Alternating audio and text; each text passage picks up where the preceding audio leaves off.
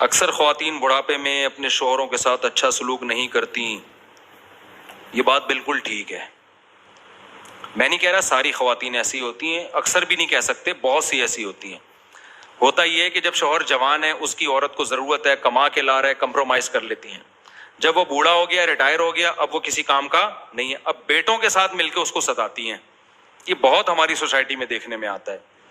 دیکھو, عزت دار اور خاندانی عورت اپنے شوہر کو اپنی اولاد پہ ہمیشہ ترجیح دیتی ہے. یہ اس کے خاندانی ہونے کی علامت ہوتی. بوڑھے بھی ہو جائیں گے نا, اپنے بیٹوں سے کہتی ہے پہلے یہ ہے میرے لیے, جب تم نہیں تھے تو یہ میری زندگی میں آیا تھا, تم اس کے بعد آئے ہو, اور اس کو میں نے تمہارے شیلٹر کی وجہ سے پالا ہے, تم نے مجھے شیلٹر دیا.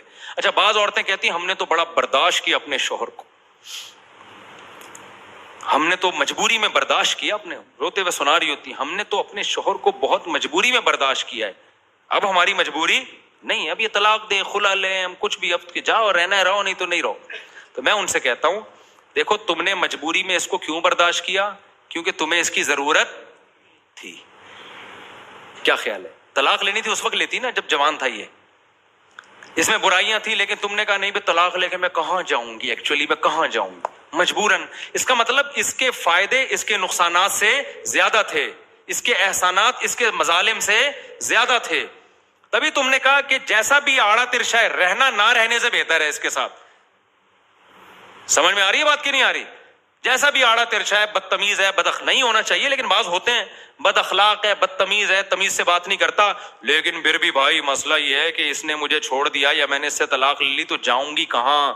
اس کا مطلب اس بے یار و مددگار دھکے کھانے سے اس نے کیا کر لیا, آپ کو بچا لیا. تو یہ تو احسان ہے نا.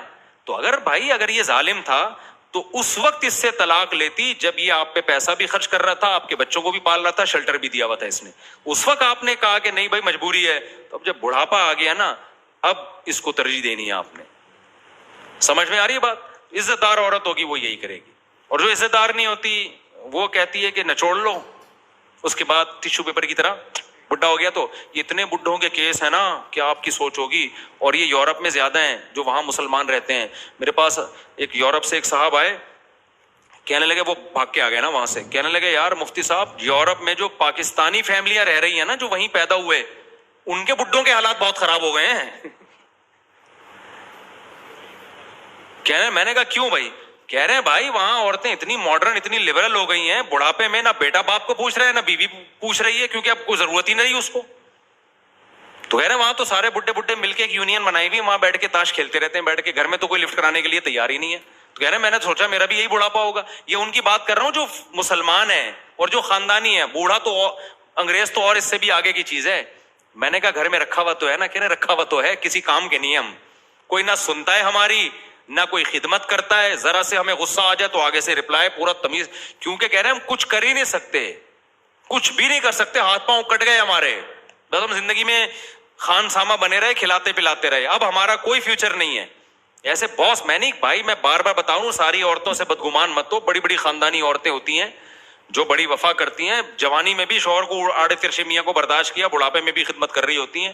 ہمارے معاشرے میں خیر الحمدللہ غالب ہے, لیکن پھر بھی میں بتا دوں کہ بہت سی ایسی بھی ہیں بڑھاپے میں میاں سے ایسے ستاتی ہیں نا, کیونکہ میں نے بہت دیکھے ہیں روتے ہوئے, ٹھیک ہے نا, جو کہہ رہے ہیں یار اب ہم 2 ٹکے کے نہیں رہے. ہم تو بیٹوں کو بھی ورغلا کے پھر بیٹے بھی وہی ماں کے ساتھ ہو جاتے ہیں, سارے اس بڈھے کو طبیعت سے نہ چھوڑتے ہیں. بہت سے بڈھے آئے ہیں روتے ہوئے, اور میں فوراً کسی کی بات پہ یقین نہیں کر لیتا, انکوائری کرتا ہوں, جب صحیح ثابت ہوتا ہے تو پھر میں تبصرہ کرتا ہوں. تو یورپ میں تو بہت ہو رہا ہے, انگلینڈ میں اور ادھر ادھر نا, وہ بڈھے آخر میں بیٹھے ہوئے ہوتے ہیں, انجوائے کر رہے ہوتے ہیں, کہہ رہے ہیں اور سنا بھائی, دوسری شادی کی بیان لگایا ہوا ہوتا ہے انہوں نے. پھر وہ سوچتے ہیں کاش ہم 4 کر لیتے یار. آپ اجازت دیں تو ایک چھوٹا سا واقعہ سنا دوں اسی پہ.